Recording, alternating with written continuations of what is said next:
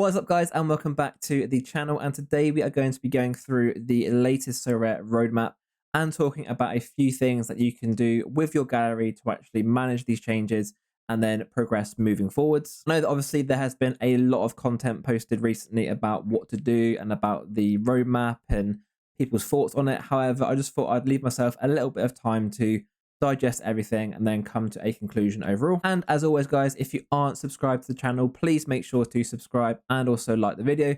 And if you've got any questions about anything that we talk through in this video, please let me know in the comments down below. Let's get into the video.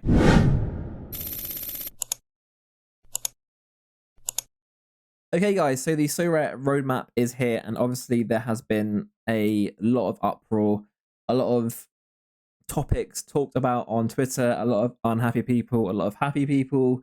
Overall, I think it's been fairly even in terms of everyone's thoughts. Obviously, Twitter can be a bit of a toxic place at times, and especially people that were either playing Cap 240 or Rare Plus seem to be the ones that were hit the most. But yeah, I thought we would talk through the roadmap a little bit, talk through the main topics, and then obviously talk about what you can do with your gallery moving forwards and a few tactics which I think are going to be useful, especially for those people on lower budgets. So obviously the first main point is about the classic season cards and the in-season cards. And this is a way which Sorare give themselves something which they can do every year to actually earn money.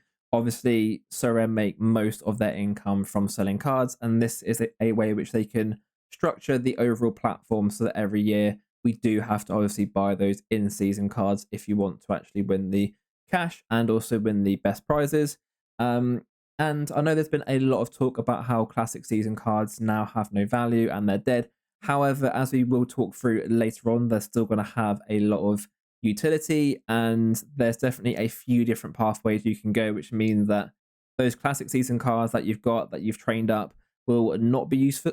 Not be useless, and will be useful to you and your gallery moving forwards. And then obviously one of the big talking points is how they've categorized all of the leagues and also the divisions in those leagues as well. Obviously, we've got the champion section with Bundesliga, La Liga, Premier League, Serie A, and the French League. The challengers with Eredivisie, MLS, Pro League, Turkish League, Brazilian League, Danish League, Portuguese League, and the Championship, and then contenders with everything else. There is a little bit of contention about some of those, especially the Danish League, Scottish League, Argentinian League. They've been the main ones that have been talked about, and maybe Sorare change things there and move a few of those leagues from contenders into challengers. However, I do feel like they're going to stick to this at least from August till February, and then maybe they then change things for the upcoming season next year. However, yeah, I think this will be the structure moving forwards. And it does obviously cause some headaches for some people that, for instance, may have had a team that had MLS midfielders and forwards and then Argentinian goalie and backline, or people that had a few different pieces from different leagues. Now they've got some champions players, some challengers, and some contenders. So there will be a little bit of restructuring which you need to do with your gallery moving forwards. And then in those different leagues, you have the divisional structure. You can see here for the rare div, they have 4-3-2-1. I believe it's going to be something similar, maybe 5 leagues perhaps, 5 divs, sorry. But yeah, this will give people that have those lower tier cards a opportunity to actually win in, for instance, Div 4 and Div 5. I believe personally that those bottom 2 divs will be of people that have smaller galleries and are working on a budget. And then as you get up into 3-2-1, it's going to obviously get harder to actually compete. But having those bottom 2 divs will give you an opportunity to use those cheaper cards and still obviously win cards, and then also win some boxes as well. We will also then have multi-entry as well. See from this graphic here, there is 3 different teams here from Dan FC, 1 in Div 5, 1 in Div 4, and 1 in Div 2. I think this will mainly benefit Wales moving forward, just because they obviously have a larger budget, and also you may see people stacking 3 teams, for instance. Maybe they'll target 1 league and have like an Arsenal stack, a Liverpool team, and a Man City team. And yeah, I think this probably benefits Wales overall more than anything else. However, even people on a mid-budget or perhaps those that play limited may be able to actually take advantage of the multi-entry moving forwards. And then they have talked a lot about the special weeklies and how these are going to be the areas where cap modes will obviously be introduced more often. Hopefully for me, there's at least one cap mode every week. For instance, they could rotate between cap 220, cap 240, 270 and all-star, and have those just on a rotational basis. However, yeah, from all of their media output, the weekly seem to be where those cap modes will be ending up. And it just means that, once again, it gives you a place to actually put those tier 3 to tier 5 cards.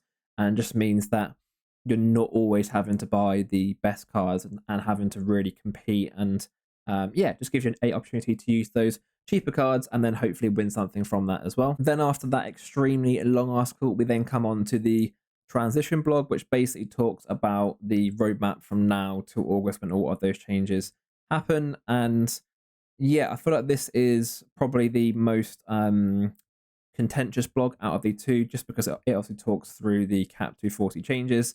And yeah, as we scroll down here, the first thing that we see is obviously the prize pools. Now, these aren't the actual figures, but it's an estimate. There is going to be a lot of ETH there to actually win, especially in those in-season competitions. You can see from the current Premier League limited in-season competition, I believe the top prize was $1,500. And yeah, I mean, especially in Challenger and Contender, you could build a really nice, not cheap stack, but a sort of mid-range price team, and then have the opportunity to win, 5-6 times that team cost by finishing in first place. And overall, I feel like that is what Sorare want.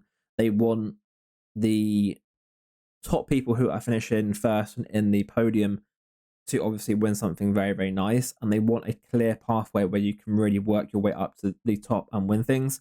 And we'll go on to talk about 240, as that's obviously the main point. But just prior to that, this is also the prize pool. If you haven't seen, I'm sure you've all gone through this article about 20 times like me. But yeah, I believe that Div 4 and Div 5 will be the place for those tier 3 to tier 5s. You can obviously win those basic boxes, light boxes as well, and then as you then get up to 3, 2 and 1, it is going to get more difficult to obviously win, but obviously the prizes will get better and the boxes improve as well. And then in the top div of each scarcity, you can then win the scarcity above. So for instance, here in limited div 1, you can win tier 2 to tier 5 rare cards. So it means that you can then obviously work on jumping up to the next scarcity as well. Now on to the biggest topic, which has been the changes to cap 240. So if you haven't seen already, the old cap 240, which we had of hitting 280, is now going. The last game week has just finished, and we're moving on to a beat the target version of it. So the cap will still be the same, but you basically pick your targets. So for instance, 270 points, 340 and 390. The price for 270 is less, and there's quite a good prize in the 340 section, and then 390 probably shouldn't go for this, but yeah, a nice big chunk of money on there. My thoughts on threshold: I was someone that milked the threshold a lot. I believe I yielded about £2,000 worth of ETH from cap 240. My gallery was mainly focused on that, especially in the rare section. And yeah, obviously these changes aren't great for the individual user. However, overall, it's much better for the platform. 240 was far too bloated. You can see from this article here, they're paying out more than 75% of total monetary rewards as 240 thresholds, which is way too much. They can't obviously control how many people are actually winning those thresholds every week. And yeah, everyone was just basically playing to grind the threshold, and there was less people that were excited about winning cards, and people were going from, for instance, limited to cap 240 rare, just sitting there and grinding their $50. And yeah, that isn't obviously good for Sorare as a platform. And I do also think that Sorare is a fantasy football game. So there needs to be the element of beating other people rather than just beating the platform. And yeah, like I was saying, this hurt me. I was someone that had a really strong cap 240 rare gallery. However, yeah, it's the best changes for Sorare moving forwards.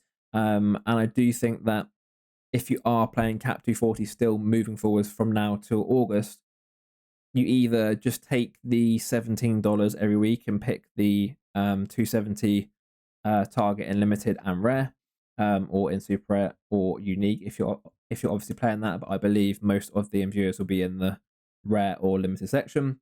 And then maybe if you have a really good set of fixtures, 5 players playing at home, perhaps you've got a player which is a bit of a cheat code in there, you can then target that middle ground. But yeah, you should probably just milk it for your $17. 270 is quite easy to actually hit. And yeah, you should be hitting that 3 times out of 4. And then over the next 6 months, gradually rebuild your gallery using that ETH, and then basically go from there. So we are also getting rid of Rare Plus. It was its own sort of separate competition. It was the only one which was the sort of stepping stone between rare and super rare. So I can obviously see why Sorare have got rid of that. However, that has obviously screwed up a lot of people that had, for instance, 2 to 4 super rares and was just playing Rare Plus. They now have to either sell those and just go into rare, or buy some more super rares and then move up into the super rare divs. They have also got rid of kickoff, which I think is fine. That was a dead competition anyway. And they are making some changes to the common section. Legends, once again, a dead section. That's going to be coming back as a special weekly, which I think is fine. And then obviously they did get rid of All-Star. That's probably been one of the biggest things that I've seen on Twitter. A lot of people like the aspect of being able to play players from anywhere. For instance, being able to line up a Messi with like Jude Bellingham, for instance. However, this will be coming back as special weeklies along with the cap competitions. It's going to be interesting to see the frequency of that. Whether we're going to actually get a calendar showing when those competitions will happen, or whether it will be a last minute random thing and every Sunday we get a little notification from Sorare saying, this week is going to be this. Hopefully there's some sort of structure and some sort of calendar, at least for like 2-3 months ahead, which gives everyone a bit of time to actually plan things and plan their galleries, and just means that if you do have, for instance, some players that are quite good for cap modes, you can know that, for instance, next week is going to be cap 220 for old season cards, and you can then target that and really go hard at that competition. And then last of all, on this article, the K-League coverage is being fixed. They have got a new provider, I believe, which means that they can then carry on getting the K-League scores, which I think is just great for the platform overall.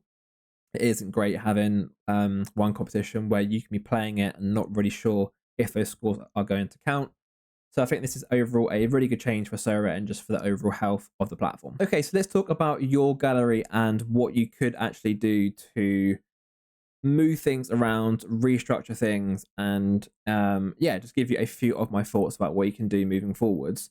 So first of all, if you're someone which was a threshold grinder, someone that's really, really focused on cap 240 in any given scarcity, you've either got 2 different options really. First of all, you either, like I mentioned earlier, just target that lower threshold, grind your $17 every week, use that to purchase players to then build your gallery and just basically yield back what you spent. Or the other side of that is you then start to actually move those 240 players into different competitions and different players. For instance, perhaps you sell 2-3 of your rare threshold grinders and buy a better piece and basically just try and level up your gallery. The problem with that second one is that obviously the prices of those threshold players has actually decreased, and if you weren't quick and you didn't act fast, then you've lost a lot of value, which means that you then can't obviously purchase those better players.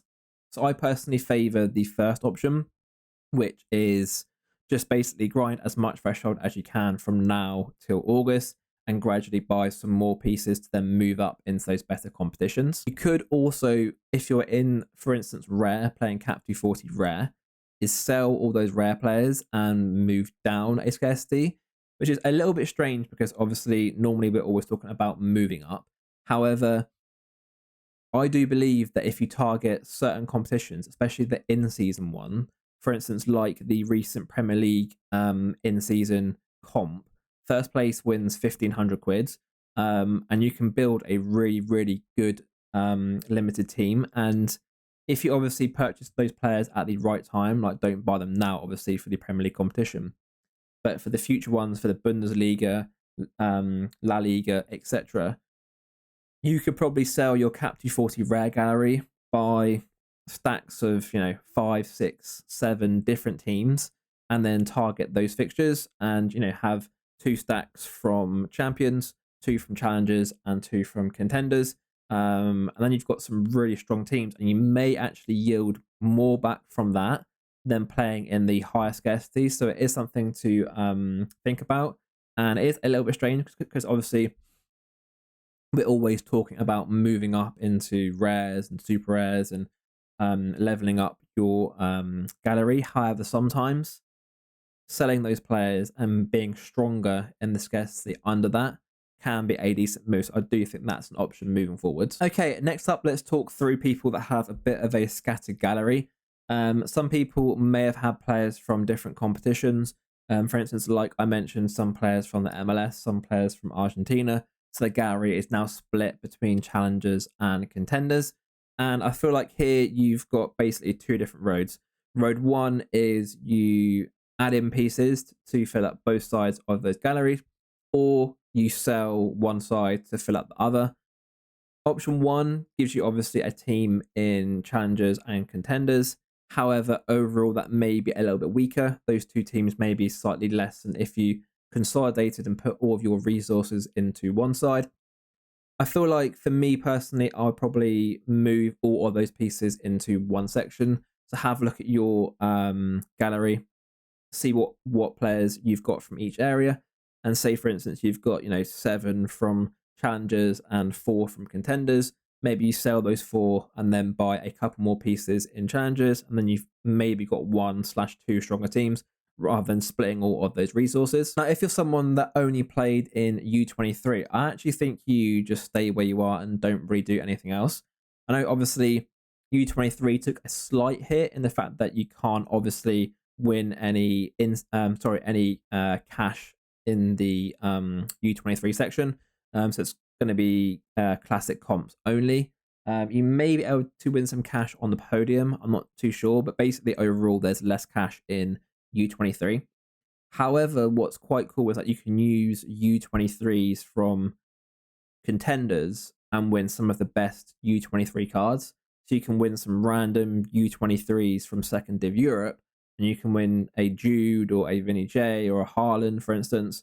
So it does give you quite a good way to actually scale up, and you can obviously win U23s from champion, contenders, and challengers. So you can actually start with a base of U23 and then build up into different areas. And normally U23 cards hold a little bit more value than anyone else, a bit of that sort of U23 tax. So yeah, I do feel like it's quite a safe route. It may be not as good as other areas, but I do think there is quite a nice structure there of buying some cheap U23s from contenders and then gradually building up into a challenger team and then a champion team as well. And obviously, like I was saying, those cards normally do hold a little bit more value, so you can either use them or then sell them on and then use the ETH elsewhere. Now, if you are someone that was playing Rare Plus and you're sort of stuck in that mid ground between Rare and Super Rare, I feel like you've basically got 2 different options there. Number 1 is that you sell those Super Rares if you can. Now, obviously, the market's a little bit stale currently, and then buy some better rares, or you take that step up and then buy some more super rares. It can be a little bit tricky because obviously in Rare Plus, people had super rares from different regions and now they may be separated. So I do feel like, yeah, it's basically down to you and how much cash you've got to actually spend and your gallery overall. I feel like also we don't really know what the prizes are going to be like. We've obviously got an idea. However, till we finally get a really sort of set structure in terms of here you can win this, here you can win that. There could be a really big gap between super rare and rare. The prices could be really good in super rare, or they could be really bad. It's really going to be down to your gallery and obviously how much you can win moving forward. So possibly I would wait until we get some further information about what you can obviously win. And if I was to choose now, I'd probably say sell those super rares and strengthen in rare. But yeah, that could all really change, especially if they make the super rare prizes really, really good. And just a quick point about goalkeepers, I do feel like they're probably quite a good investment currently, especially with the prices being a little bit lower. With multiple entries, you are going to need to have more goalkeepers, and people will obviously be building a lot of multi-entry teams. So I do feel like they're probably quite a safe investment moving forwards. And if you're someone that's only got a couple of keepers currently, probably having a few spare is going to be good, especially if you start winning some in-season cards and you actually want to move up and progress. Goalies are obviously always the barrier to entry, so try and have as many as you can, and perhaps buy a few now to actually sell on later. I feel like that could be quite a smart approach moving forward, especially as I mentioned earlier, the price is a little bit lower now. And yeah, it's probably quite a good time to actually buy those keepers and then use them, or then hold them and then sell them on. Okay, so my thoughts overall on the Sorare update. For me, it's personally very, very positive. Obviously, my gallery took a little bit of a hit with the changes to Cap 240, but those changes had to be made for the long-term health of Sorare. I believe this is a much better structure moving forwards, and even if you do have those tier 3 to tier 5 cards, with the special weeklies and the new div 3, div 4, div 5 categories, I feel like they're going to be areas where you can use those cards. And then obviously you can still grind the threshold. It's not as good, but you can grind it from now all the way through to August as well. In terms of my gallery moving forwards, I have been able to actually make some changes. I had about £250 worth of ETH to actually spend, and I managed to act quite fast. But yeah, I'll talk through that on my latest RTG episode. And that's going to be all for today's video, guys. Please make sure to like and subscribe. If you've got any questions about anything that I've mentioned in a video, please let me know. And let me know in the comments, what do you think about the latest Sorare update? How has it impacted your gallery, and what are your thoughts about Sorare moving forwards? Thanks for watching, and I'll see you next time.